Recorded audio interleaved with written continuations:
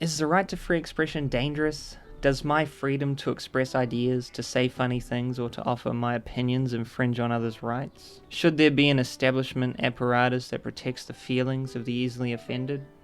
Perhaps most importantly, is my speech dangerous to society and my community? Of course, as a reasonable, freedom-enjoying person, I'm going to say no to all of that. Most people who can think for themselves, who are self-reliant, who treasure their ability, their right to defend their own thoughts and opinions would agree. Now, I'm not talking about expressions that would actually violate laws, such as copyright infringement, threats, inciting violence, defamation, that sort of thing. As I would not much enjoy living in a lawless society, it's reasonable to have some restrictions on what one can say. No shouting fire in a crowded theatre and all that. But to be frank, the less involvement governments, police officers, and giant social media companies have in what comes out of regular people's mouths and minds, the better for me and you. If you haven't watched the 15-minute speech the Prime Minister gave at the UN, I envy you. Here's a short clip of the lowlights. I know it's sickeningly over the top, a disingenuous display of what I can only assume was meant to be compassion. Jacinda Arden, Prime Minister and Minister for National Security and Intelligence, Child Poverty Reduction. COVID-19 was devastating. It took millions of lives. It set us back in our fight against the crisis of climate change. The lessons of COVID are in many ways the same as the lessons of climate change. When crisis is upon us, we cannot and will not solve these issues on our own. The next pandemic will not be prevented by one country's efforts, but by all of ours. Climate action will only ever be as successful as the least committed country. We need a dual strategy, one where we push for collective effort, but where we also use our multilateral tools to make progress. And that's why on pandemic preparedness, we support efforts to develop a new global health legal instrument. New Zealand has always been a believer in multilateral tools. These institutions are the ballast we need, but it's a ballast that requires modernisation fit for the tumultuous waters we all face. We will remain a strong and passionate advocate for efforts to address the weapons of old. But we'll also be an advocate to address the weapons that are new. Prolific disinformation and manipulation of whole communities and societies. The weapons of war have changed. They are upon us and require the same level of action and activity that we put into the weapons of old. In New Zealand, we deeply value our right to protest. Upholding these values in a modern environment translates into protecting a free, secure, and open internet.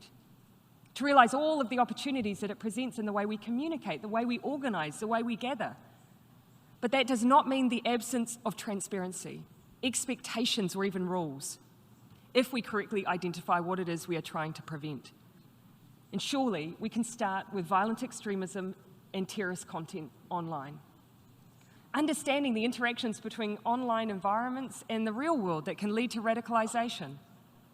This week we launched an initiative alongside companies and non-profits to help improve research and understanding of how a person's online experiences are curated by automated processes. This will also be important in understanding more about mis- and disinformation online, a challenge that we must as leaders address. As leaders, we're rightly concerned that even the most light-touch approaches to disinformation could be misinterpreted as being hostile to the values of free speech that we value so highly. But while I cannot tell you today what the answer is to this challenge, I can say with complete certainty that we cannot ignore it. To do so poses an equal threat to the norms we all value. How do you tackle climate change if people do not believe it exists?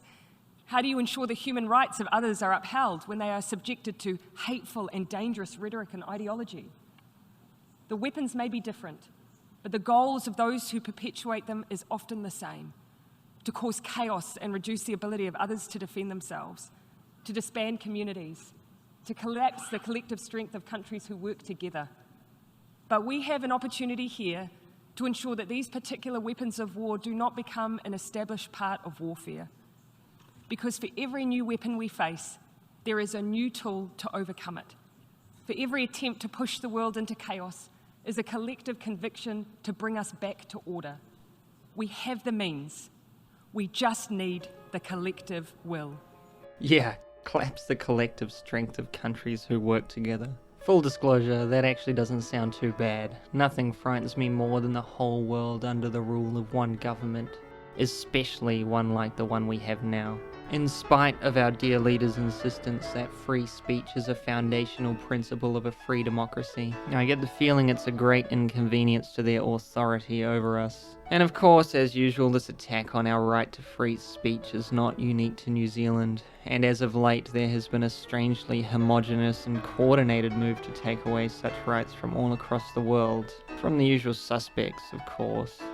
While she doesn't say exactly what she wants to do about free thinkers, thought criminals, and the deplorables who would dare to openly disagree with whatever bullshit the governments of the world and the compliant media outlets are trying to feed us, I don't have to imagine too hard as to how they'll apply their means and collective will. Biden's Disinformation Governance Board comes to mind. Failure or not, I have no doubt they'd try to implement something like that here. I do wonder about the scope of her words of war. What kind of expressions from normal people like us will be shoehorned into the definition of weapon of war? Sure, I get it. She wants to eliminate mis or disinformation or whatever. But even the most staunch supporters of the government would never claim that the government is never wrong, because that's what something like that would require. An agency that knows the truth with 100% certainty, and the integrity to distribute it properly in a timely manner. Anything less would corrupt our society with state-based propaganda produced to promote state authority and whatever massive multinational corporation the government has partnered with. This actually sounds a bit too familiar. But why should we let the government have a monopoly on the truth? Even more pressing, why the heck should we let them have a monopoly on opinion? If there are any real journalists left in this country, you'll know who they are, because this is something they'd all rail against. There is nothing more dangerous to you and me than a government declaring that only they know the truth and they'll dish it out to us as we need it. In the past, journalists have held those in power accountable. Now it seems that many of them assist those in power with the help of massive multinational corporations and huge social media platforms. Perhaps I'm generalizing. I know there are real journalists out there, but so much of what seems like corruption from the outside looking in seems to go on unquestioned and unnoticed. What we need is the freedom to be wrong, the freedom to think and explore new ideas, even absurd ones, even inconvenient ones, and even offensive ones. The freedom to air out our ideas in the open, where discourse can be had, unfettered by government wrong-think inquisitors. Without this, bad ideas will flourish in the dark, and unpopular opinions that may lead to the truth will be squashed, and we will all be more ignorant for it. When we engage each other in conversation, we wear away the sharp edges of each other's opinions. While we may still disagree, oftentimes we walk away with a better appreciation for opposing ideas, and our own ideas get pulled away from the extremes. Want less extremism? Want a less polarized world? Talk to those who you disagree with. Cede a little ground. Try to view the world from their perspective, without betraying your own convictions, of course. Now, the trouble with that is there's a certain sect of hyper-polarized, very anti-free speech individuals who would sooner wipe your opinion off the face of the earth rather than engage in so much as a friendly conversation. This group unironically champions diversity, but is totally intolerant of different opinions. I can't say that conversing with a person like that is particularly productive. However, regardless of political or ideological persuasion, there are more people capable of having a civil conversation than not. It seems that authoritarian globalists like Jacinda do not actually like diversity. The chaos caused by free speech that she is speaking about in her little speech is merely a diverse array of ideas held by a group of diverse people that may or may not be aligned with her particular authoritarian globalist agenda. What her Linus and her ilk fail to realize is that reality is messy, chaotic, and as a result, diverse. That is hard to reckon with.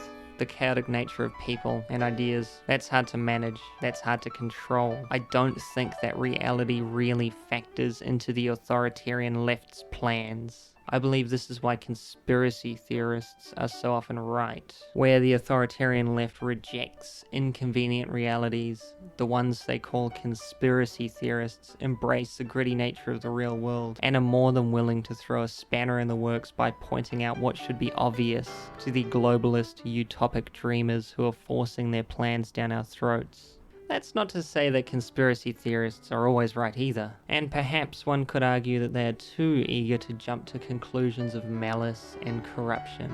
But unfortunately, malice and corruption has been the historical norm. That being said, when we're talking about changing the entire world into a liberal utopia, we should be very, very wary of the large governments and organizations who would hold all the power. I certainly take on a guilty until proven innocent approach with anything the government tries to do. How many times has a government set out to fix something only to make it worse, in spite of spending millions of taxpayer dollars on it? My local government can hardly fix a pothole or keep a garden tidy in the city centre, and the Minister for Child Poverty? If you look at the statistics, anyone would think she was pro-child poverty. If she is, she's certainly doing a great job, for once. How could anyone trust people like this to police speech in any way that wouldn't end in total disaster? Just like seemingly every other plan these retards hatch. What human right is being violated when someone is being exposed to hateful and dangerous rhetoric online anyway? None.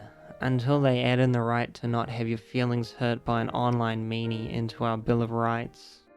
So let's say we do it. We ban everything that could be construed as sexist, racist, homophobic, ageist, anti-Semitic, heck, the list goes on. We ban everything that could offend some member of a protected class. Will people be silenced for criticizing the policies of the Prime Minister as sexists? I haven't forgotten the article entitled "Why Escalating Misogynistic Abuse of Jacinda Ardern is a National Security Issue," wherein the people making fun of old Cindy on Facebook, Reddit, Twitter, and the gaming forum 4chan were called out as misogynists. And then the author linked the misogyny to terror attacks such as the one down in Christchurch.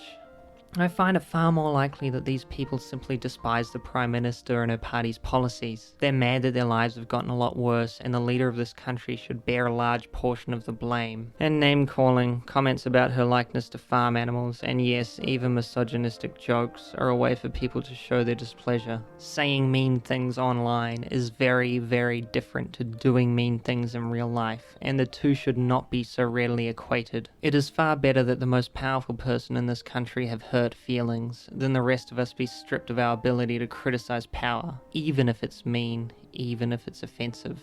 As for offensive comments directed at anyone else, whatever happened to sticks and stones? As far as online hate goes, we all have the ability to block, report, or ignore those who say things you personally find objectionable. And harassment is still illegal. I believe we do not need to protect thin-skinned people from offense, from uncomfortable truth, or from banned opinions. We do not need new laws to control the speech, thoughts, and opinions of regular people like me and you.